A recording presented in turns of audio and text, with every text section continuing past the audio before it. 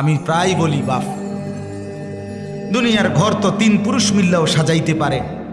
দাদা মনে করেন এই বাড়িটা ভিট বাইন্দা গেছে, বাফে আইসা হয়তো একতলার ছাদ ডালাই দিছে, ফুতে আইসা এরপরে সাইডি দিয়া ওয়াল টোয়াল করে আস্তর করে দরজা জানালা লাগাইয়া শেষ করছে। এরকম তো হইতে পারে যে দুনিয়ার তিন পুরুষ মিলে, দাদা বাবা নাতি মিলে দুনিয়ার ঘর সাজাইছে। তো আল্লাহর কসম বাপ, কবরের ঘর আমারটা আমি একা না সাজাইলে আর কেউ সাজাইতে পারে।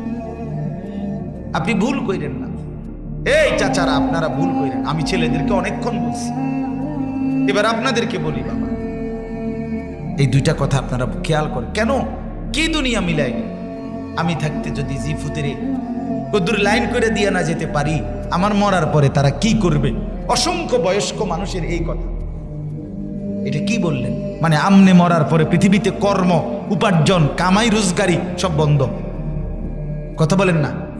তো তাইলে আপনি মরিয়ানা দেখবেন, দেখো কোনো সমস্যা নাই। আপনি যেদিন মরবেন সেদিন দুপুরে আসরের পরে আপনার জানাজা পড়াইয়া দাফন কইরা রাইতের 9টা বাজে আপনি খবর লইলে দেখবেন তারা ভাত খায়। আপনি মনে করছেন আপনি মরলে তারা কেমনে ছিল?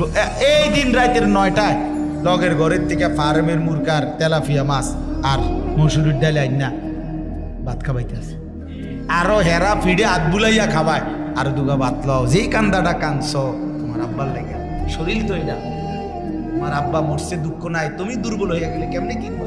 কালকে আবার দোকানদারি কি বাপ, এর নাম দুনিয়া না?